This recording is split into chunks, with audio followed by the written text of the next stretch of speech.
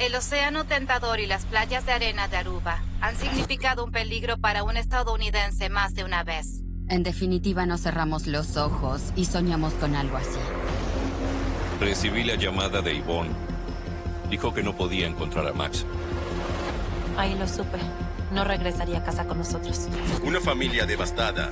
Terminó en una pesadilla incluso más grande. No paraba, el ciclo continuaba. Había trabajado en casos de niños desaparecidos o secuestrados, así que ya sabía de qué podía tratarse. El mundo conoce a Natalie Holloway, la adolescente de Alabama que desapareció en el sur de Aruba. Pero otro joven de Brighton, Michigan, también desapareció de la isla sin dejar rastro. Su nombre es Max DeVries.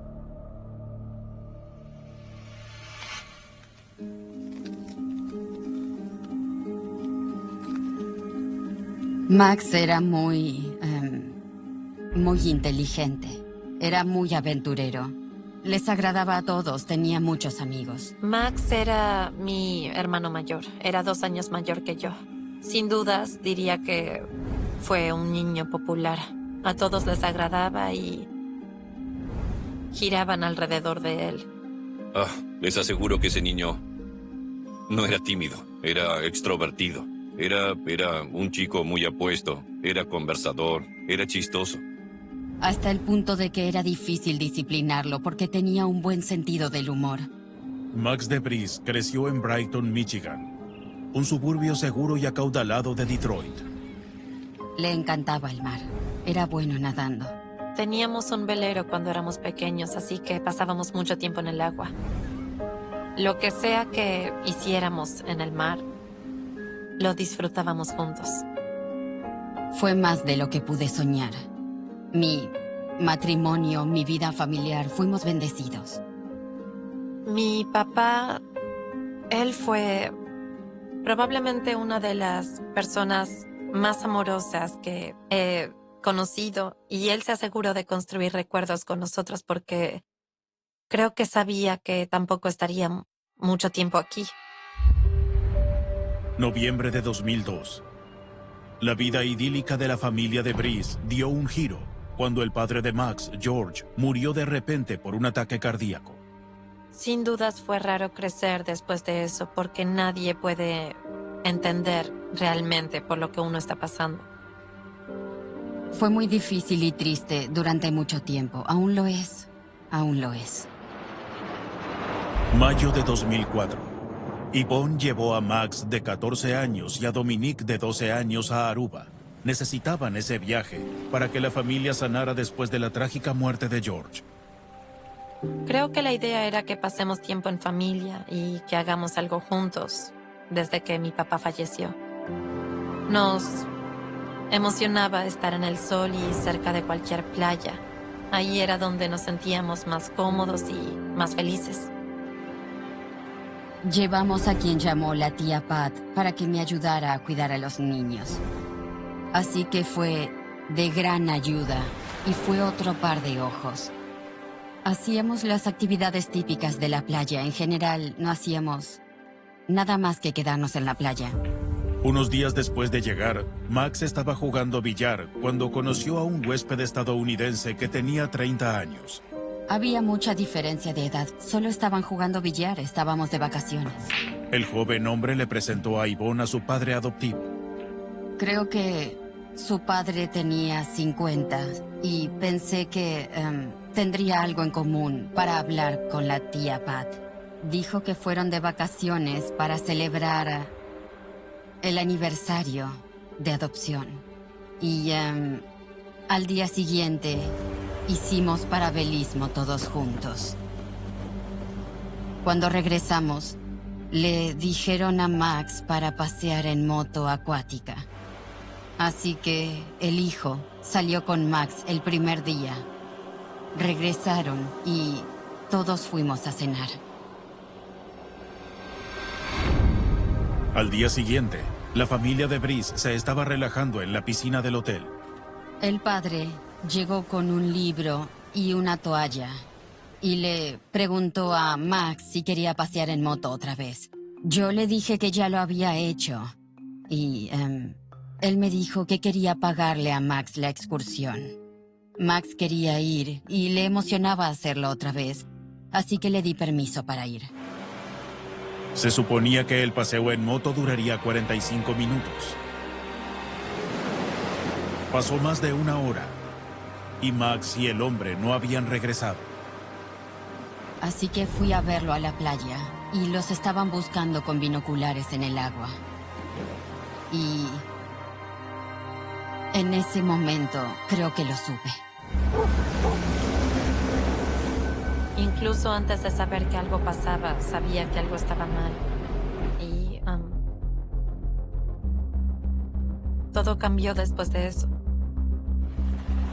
Como no hubo señales de ninguno, enviaron al equipo de búsqueda y rescate. El padre regresó en el bote de rescate, pero Max no. Tuve el presentimiento cuando vi al padre salir del bote que nunca más vería a mi hijo. Desesperada, Yvonne le preguntó directamente qué había pasado. Dijo que fueron al banco de arena. Creo que el banco de arena estaba a 9 kilómetros. Bajaron de las motos acuáticas, las apagaron. Cuando quisieron regresar, las motos no encendieron, así que Max las ató para mantenerlas juntas. Permanecieron juntos, luego escuchó un golpe y vio a Max flotando. Esa fue la última vez que lo vio. Aunque estaba sorprendida, Yvonne intentaba procesar la pesadilla que le había tocado vivir a su familia. La policía de Aruba comenzó a interrogar al hombre. Tenía rasguños en todo el cuello, en los brazos y de inmediato... Como mujer, peleé muchas veces y esos eran rasguños y yo lo sabía. Entonces, Yvonne se dio cuenta de algo horrible. Creyó que el hombre tuvo una pelea. ¿Acaso había sido con Max? Mi instinto de madre me habló. Les pedí si podían revisar debajo de sus uñas, si podían pasar por el detector de mentiras. Y me dijeron que no era Estados Unidos, que no hacían eso. No supe ni qué pensar, ni cómo actuar. ¿A quién le pediría ayuda? ¿A quién acudiría? Estaba muy impresionada y perdida. Las autoridades de Aruba comenzaron a buscar a Max, de 14 años, por aire y por mar. Dijeron que fue la búsqueda por mar más grande que habían hecho en Aruba. Yo estaba esperanzada en que lo encontrarían de inmediato, pero después de un par de horas no lo sabía. Y luego, sin dudas, supe que no sucedería. En definitiva, no cerramos los ojos y soñamos con algo así, que un viaje de sanación terminaría en una pesadilla incluso más grande. No paraba, el ciclo continuaba. Entonces, la policía de Aruba declaró que se había perdido en el mar, que fue un accidente terrible y dejaron de buscarlo. Era irreal. Sentí muchas cosas al volver a casa. Fue un vuelo en silencio, un silencio absoluto. Nadie decía nada. El inmenso océano estaba debajo y pensaba que él podía estar en algún lugar y nosotros nos íbamos. Pero no podíamos hacer nada más.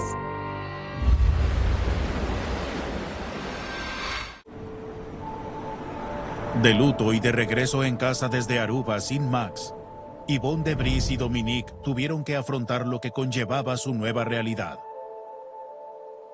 Recuerdo cuando regresé a la escuela.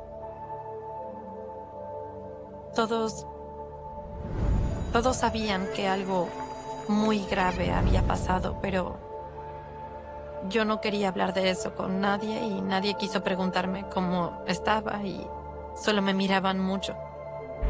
Entonces, ¿qué puedes hacer? Tan solo buscar ayuda. Laila Lazarus nos acompaña con una historia de dolor y de esperanza. Fui presentadora y reportera en Detroit durante muchas décadas.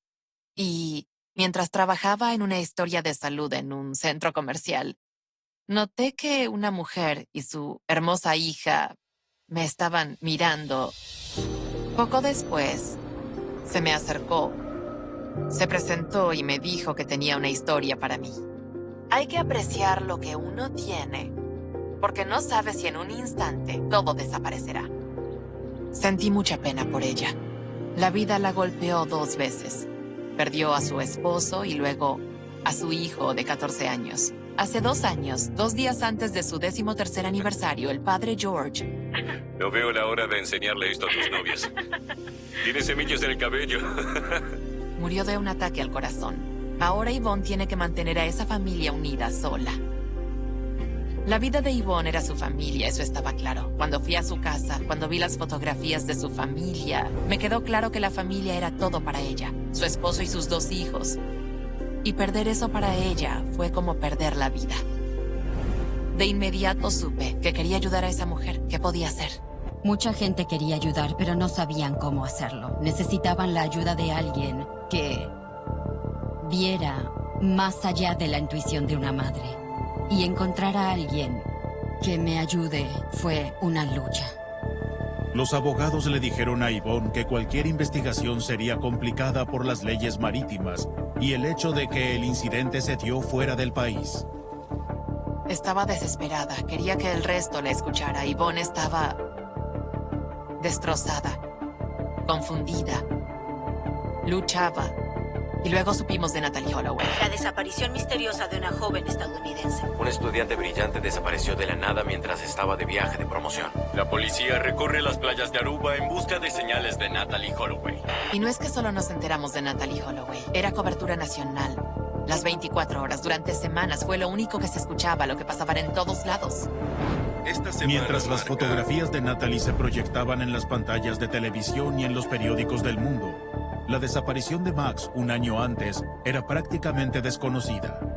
No puedo imaginar cómo fue para Yvonne escuchar una y otra vez en las noticias que al universo le importaba Natalie Holloway y estaba bien.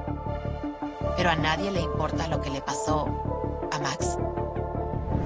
Su esperanza era que alguien se interesara en su caso. En agosto de 2005, un vecino le habla a Yvonne de alguien, un detective de la zona que estaba dispuesto a ayudar. Recibí la llamada de Yvonne y me preguntó si podía hablar conmigo de su hijo que desapareció en Aruba. Corey Williams era un detective veterano de homicidios. Cuando Yvonne lo llamó, el detective Williams recién se había hecho cargo de uno de los homicidios sin resolver más famosos de la historia de Detroit. En 2005 me nombraron el investigador a cargo del homicida de los niños del condado de Oakland. Aquí es donde la vieron por última vez a las 8:30 la noche del miércoles. Los crímenes ocurrieron entre 1976 y 1977 en un periodo de 13 meses. Secuestraron a 7 niños de las calles de Detroit.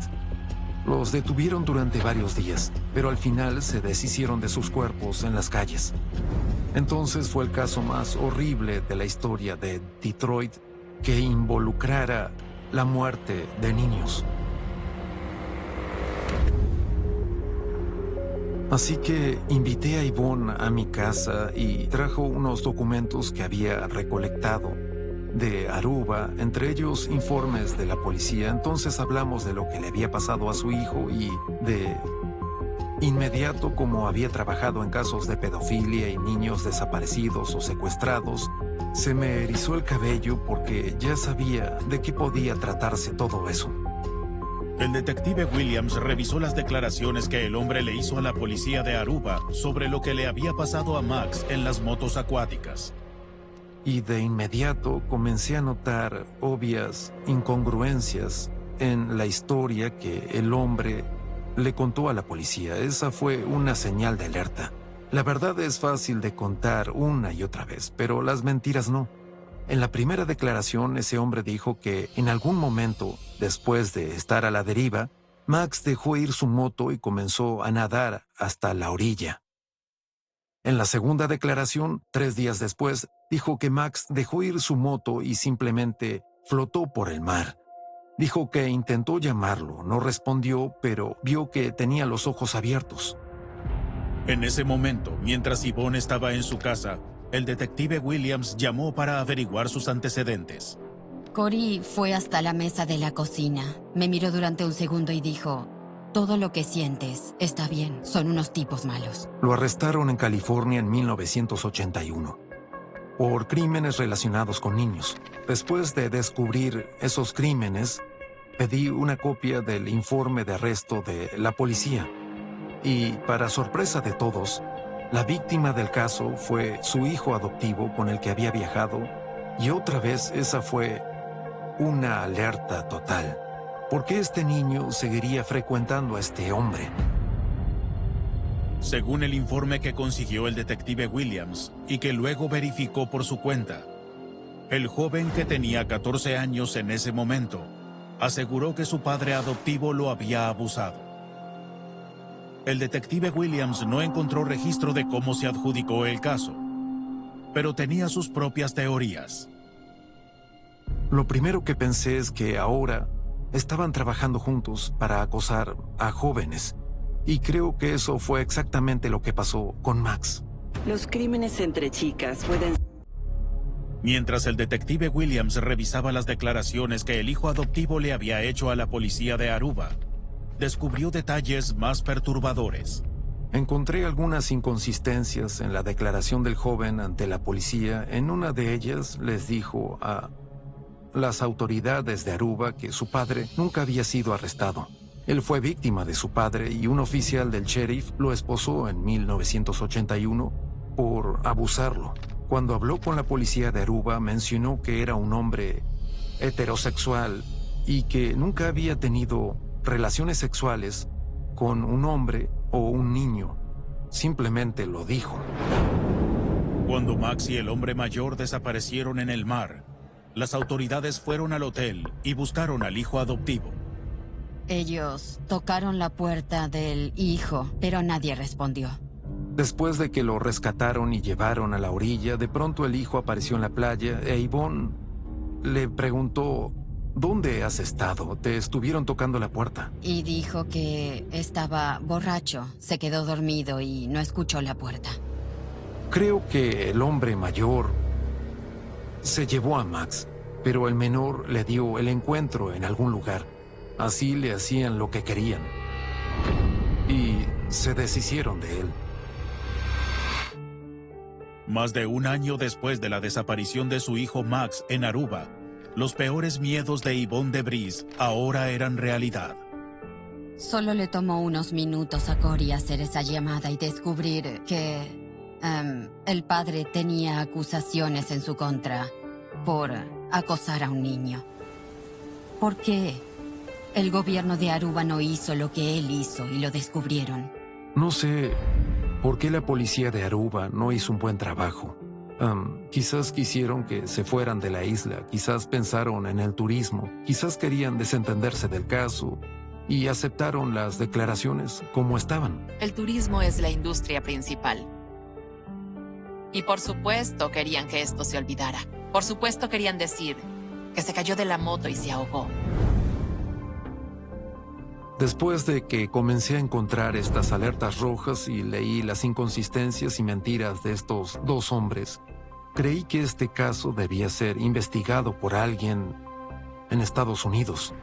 El detective Williams contactó a un amigo en el FBI. Lo contacté y le conté la historia. Dijo que estaba totalmente de acuerdo, que estaban involucrados en su desaparición. Fue por el señor Williams que terminaron abriendo la investigación. El FBI tiene jurisdicción en cualquier parte del mundo, siempre y cuando la víctima y el sospechoso sean americanos. La policía de Aruba dice que la desaparición de Max DeVries fue solo un accidente, pero nos enteramos que el FBI se hará cargo de la investigación de este caso, porque puede que haya mucho más detrás de este misterio en Aruba. Así que el FBI interrogó al hijo y él negó todo. Mantuvo la historia de que Max estuvo con su padre y que Max se ahogó en Aruba. Los agentes del FBI le pidieron un polígrafo al día siguiente y sorprendentemente no apareció para tomar la prueba.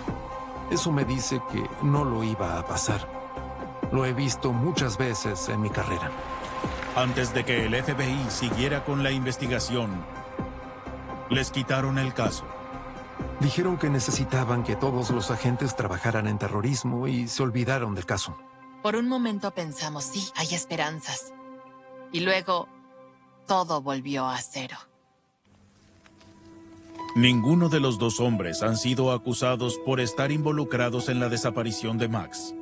Espero que lo que estén haciendo ahora saque el caso a la luz y me encantaría que el FBI se vuelva a involucrar en esto. Estaban casi seguros de que estos tipos estaban involucrados en la desaparición de Max, tanto que los oficiales de Washington accedieron a abrir una investigación.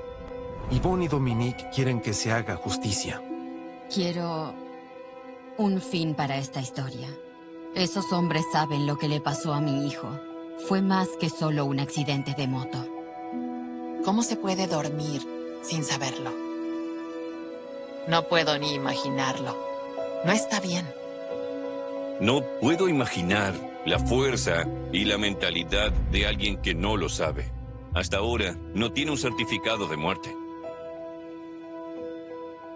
Quiero que todos sepan que ese día se llevaron una luz perpetua.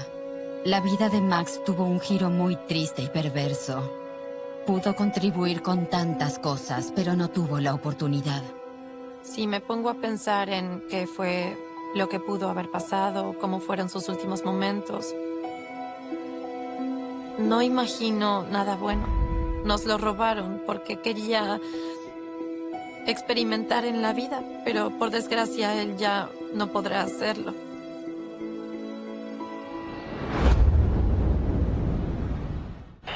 Han pasado 30 años desde la desaparición de Lori Depis. El 19 de agosto de 1992, la fotografía de esta joven de 22 años se convirtió en un afiche de persona desaparecida. Sus amigos desde el apartamento le escucharon que su auto llegó al estacionamiento, pero nunca entró en el apartamento. Siento que la persona que hizo esto la tiene que conocer. Hay varios sospechosos y algunos de ellos son más infames que otros. Hay 2 asesinos en serie.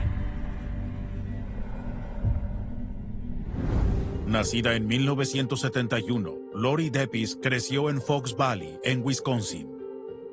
Era muy divertida, tenía una risa increíble y enorme que cuando volteabas te hacía reír de tan solo escucharla. Era generosa, dulce, era una gran amiga. Ella siempre estaba ahí para escucharte cuando lo necesitabas. Es difícil encontrar a alguien tan auténtico como ella. En agosto de 1992, Lori, de 22 años, vivía en Appleton, Wisconsin. Trabajaba en una tienda para jóvenes en el centro comercial junto a su amiga Victoria. Le gustaba trabajar, amábamos el trabajo y creo que entonces estaba buscando la forma de tener una vida de adulto por sus propios méritos. Las cosas iban bien en la vida amorosa de Lori. Había comenzado a salir con un joven llamado Mark Trubenbach. Estaban en el 3er mes de su relación y ya comenzaban a demostrar sus sentimientos el uno por el otro de manera más profunda. Para Lori, el miércoles 22 de agosto comenzaba como cualquier otro día. Llegó a la tienda para comenzar a trabajar a las 12 p.m. Fue a trabajar, se tomó sus descansos. En uno de ellos estuvo con su novio, Mark.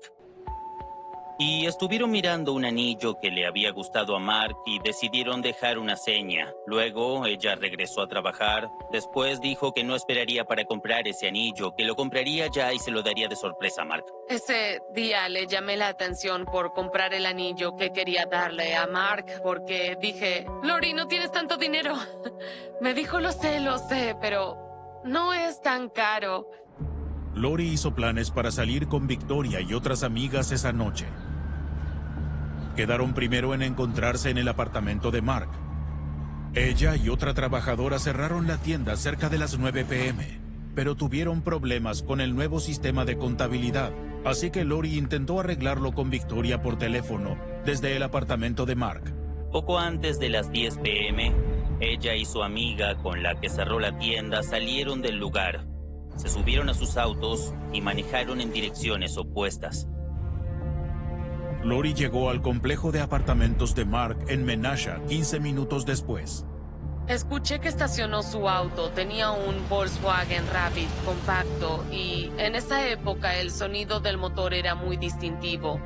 Me emocioné mucho, literalmente salté por encima del sofá y abrí las puertas corredizas del balcón, solo unos centímetros, y pensé, no, seguro subirá en un par de minutos, y las cerré. Pasaron muchos minutos y extrañamente, Lori no había entrado en el apartamento. Victoria y Mark salieron. Ambos salimos por el balcón para ver su auto y comenzamos a gritarle, oye, Lori. Pero no había señales de Lori. Victoria, Mark y su hermana Lisa bajaron las escaleras y encontraron el auto de Lori cerrado. Había un vaso encima del techo del auto. Creo que estaba a la mitad, frío y medio derretido. Pero no estaba, nada indicaba un forcejeo. Los que estaban en el apartamento de Mark dijeron que nunca escucharon nada sospechoso después de que el auto de Lori estacionara. No hubo gritos, ni siquiera escuchamos a alguien conversar. Victoria, Mark y su hermana buscaron sin parar durante más de una hora. Ellos pensaron que quizás se había ido a una tienda cercana para comprar cigarrillos. Así que Mark fue por ese lado, mientras el resto del grupo revisaba todo el área. A las 11:45 p.m. contactaron al departamento de policía de Menasha para reportarla como desaparecida. Me tomó un tiempo quitarme la culpa de no abrir la puerta en ese momento y salir por el balcón porque pude haber visto algo. El mayor temor de alguien es que te secuestren y desaparezcas sin dejar rastro. Es algo que pasaría en una pesadilla. El estacionamiento de los apartamentos es el último lugar en el que las autoridades creen que Depis estuvo antes de desaparecer. En el complejo de apartamentos en donde vivía Mark hay muchos edificios que están a pasos de una calle muy transitada. Es un milagro que nadie haya visto nada ni oído nada, porque en cualquier dirección encuentras un apartamento o una casa que no está muy lejos. Recuerden que era verano, así que algunas ventanas debieron de estar abiertas, ¿cierto? De inmediato la policía y unos voluntarios comenzaron a recorrer el lugar en busca de cualquier señal de Lori. Creo que el esfuerzo de la fuerza policial y el de la comunidad fue asombroso. Recorrieron calles peatonales enormes de la zona cercana al apartamento de Mark. Revisaron el vecindario para hablar con las personas que vivieron allí. Incluso trajeron patrullas civiles aéreas para tomar fotografías desde el aire de toda el área que rodeaba el apartamento de Mark en Menasha, incluso las partes grandes del río Fox y el lago Winnebago. No podías caminar y no ver uno de sus afiches de desaparecida. Otra amiga y yo manejamos hasta Naperville y en el camino paramos donde veíamos camiones porque se nos ocurrió que quizás la vio un camionero en la frontera con Illinois y Wisconsin, y la gente hacía eso por doquier, cruzaban el estado. A pesar de su esfuerzo, no encontraron rastros de Lori. La única posible prueba era el vaso que dejaron arriba de su auto. Lo analizaron y encontraron huellas que no pertenecían a Lori. Al parecer era un pulgar y por el tamaño parecía ser el de un hombre. Usaron ese vaso para compararlo con individuos que pudieron estar involucrados, pero no obtuvieron ninguna coincidencia. Muchas personas se sometieron a polígrafos en los primeros días de la investigación, incluido el novio de Lori, Mark, y su amiga Victoria. Querían asegurarse de que yo no la ayudé a huir o escapar de no sé qué. Y obviamente descubrieron que ese no fue el caso. Los resultados del polígrafo no arrojaron nada útil, así que estaban libres de cualquier sospecha. Sin embargo, eso no impidió que los miembros de la comunidad los acusen. La gente que no le prestó atención al caso no sabía todos los detalles de la desaparición de Lori. Pensaron de inmediato que Mark era el culpable, porque es lo que a menudo pasa en muchas de estas investigaciones. Pero él no lo hizo.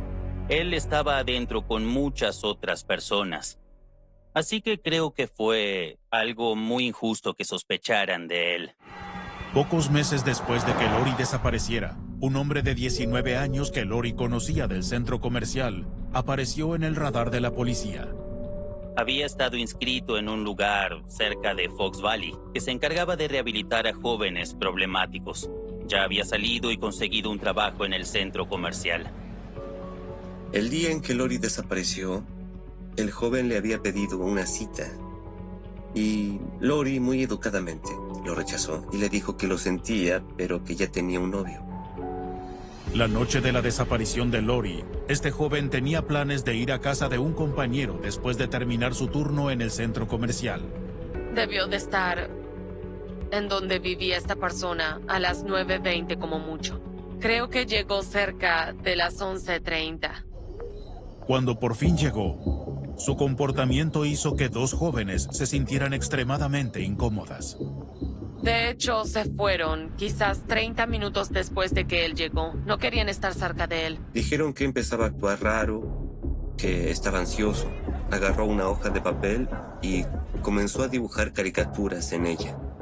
Dejó los dibujos en el apartamento y luego se los dieron a la policía. Los investigadores les enseñaron los dibujos a algunas amigas de Lori, entre ellas Victoria. Y me quedé sorprendida porque uno de los dibujos era de una mujer que llevaba una camiseta y pantaloncillos parecidos a los que ella llevaba puestos. Un atuendo como este retrato hablado de la policía. Pero también hubo otro detalle de los dibujos del hombre que les llamó la atención. Una persona, un hombre parado detrás de ella, agarrándola así y haciendo esto con un cuchillo en la mano. Y luego creo que caían gotas de sangre de ahí. El comportamiento del joven días y semanas después de que Lori desapareciera llamó la atención. Luego de desaparecer, según las personas que ayudaban, él no se ofreció a buscarla como sí lo hicieron todas las otras personas que la conocían. No recuerdo haberlo visto en el centro comercial. No recuerdo haberlo visto después de eso. Él no fue cooperativo de ninguna manera con la fuerza policial local. Uno de los grandes desafíos de la investigación fue que, en el momento en el que los investigadores se enteraron de la historia de esta persona, él ya se había deshecho de su auto. Y, por supuesto, el auto sería una de las pruebas claves para investigar. Muchos pensaban que la falta de indicios de forcejeo sugería que Lori fue secuestrada por alguien que conocía. El hecho de que se haya estacionado, que se haya subido a otro auto sin hacer ruido o sin haber forcejeado en absoluto, creo que es algo que debe de considerarse. Quizás no se tomó bien su rechazo y la siguió y le pidió simplemente hablar. Ella se subió o se le acercó para hablarle, porque ella lo conocía bien y seguramente se sintió mal. La duda es qué pudo haber hecho con el cuerpo de Lori, si es que realmente fue el culpable de su desaparición. No creo que se pueda enterrar a alguien en una hora. Como antropólogo he cavado huecos porque lo he necesitado y es difícil. Por supuesto, pudo haberse deshecho del cuerpo al tirarlo en algún lado, o bien pudo haberla tenido en el vehículo cuando fue a la casa de sus amigos con la intención de tener una coartada.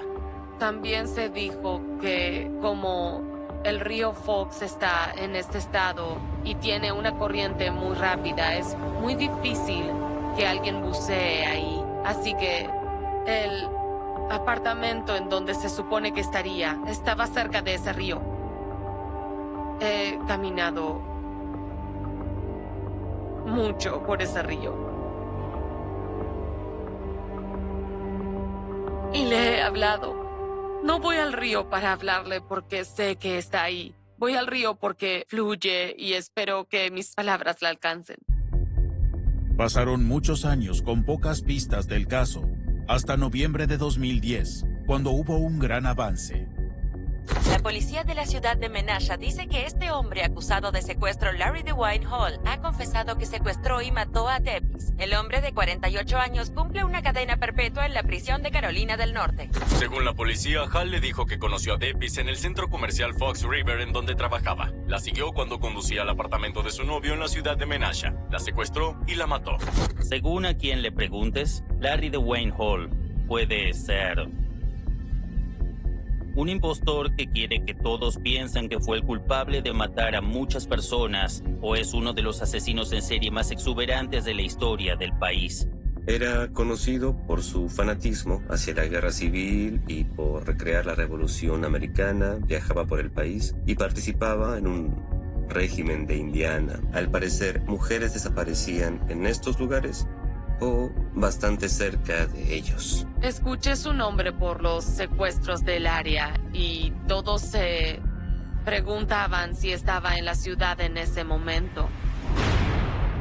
Larry DeWayne Hall se ha declarado culpable de 39 secuestros y decenas de asesinatos.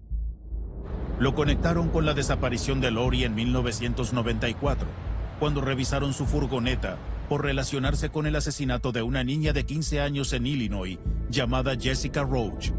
En un pedazo de papel tenía escrito Centro Comercial Fox River, Lori. Hay que considerar que el nombre Lori se deletraba L-O-R-I, mientras que el de ella se deletraba L-A-U-R-I-E. En mayo de 2011, la policía registró un área en el sur de Wisconsin, debido a la información que dio Larry DeWayne Hall. Le dijo a la policía de Menasha dónde encontrar 4 cuerpos, pero no encontraron nada. Las autoridades no han encontrado nada que relacione a Hall con el caso de Davis. La policía tiene dudas porque en el pasado había confesado crímenes que al final terminaron siendo de otros. Los crímenes... Después, Larry DeWayne Hall se retractó de su confesión en el caso de Lori. Esa es una parte de lo que hace el caso de Larry DeWayne Hall muy difícil. Se sabe que dio información engañosa e información incorrecta, y también por no apegarse a su historia por mucho tiempo. Larry es un individuo que se probó tiene un bajo CI. La idea de que sea un asesino con mente maestra es algo que realmente me cuesta mucho poder creer. Pero eso no significa que no sea quizás el responsable de la desaparición de Lori. Larry DeWayne Hall no era el único asesino en serie en el radar de los investigadores. Otro sospechoso en el caso de la desaparición de Lori es otro asesino en serie llamado David Spanbauer. En el tiempo que Lori desapareció, él solía irrumpir en algunas casas en el área de Appleton. 2 años después de que Lori desapareciera, David Spanbauer fue arrestado después de intentar irrumpir en una casa.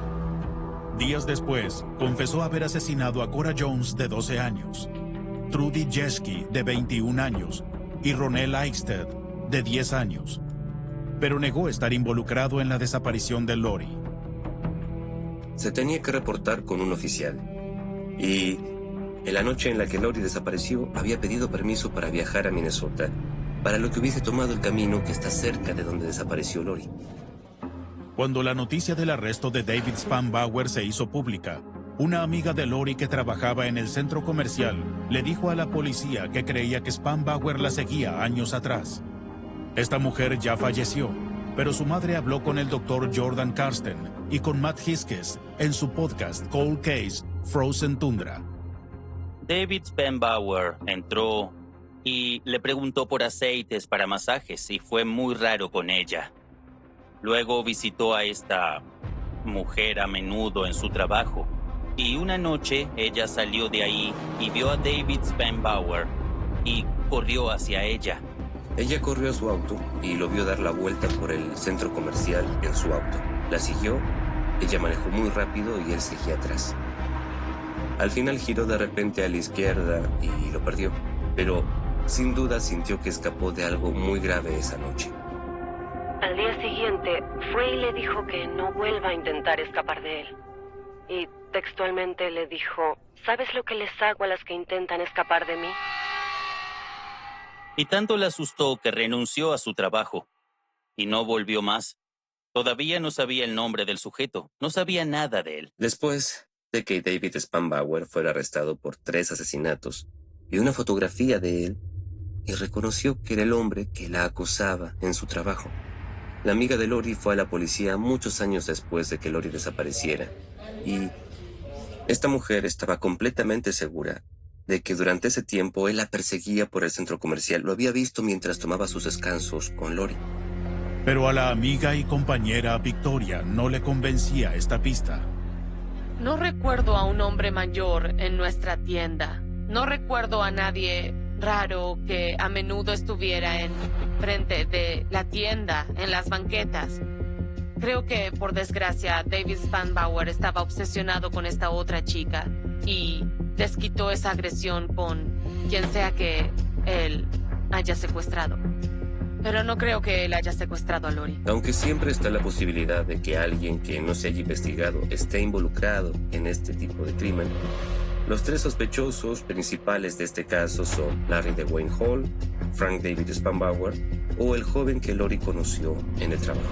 Que el joven que ella conocía pudo haber sido el único que se le pudo acercar y hablarle sin que ella empezara a gritar o forcejeara, sin dudas genera sospechas de que al final él sí estuvo involucrado en el crimen. En mi opinión, él es el mayor sospechoso de todos. Se sabe que tiene muchos antecedentes criminales y la mayoría de esos antecedentes son por violencia doméstica, y eso también incluye varias órdenes de restricción que antes presentaron sus antiguas parejas contra él. El Departamento de Justicia de Wisconsin es actualmente la agencia que lleva el caso de Lori. Se negaron a hacer comentarios para este programa. Nadie ha sido acusado en relación con la desaparición de Lori.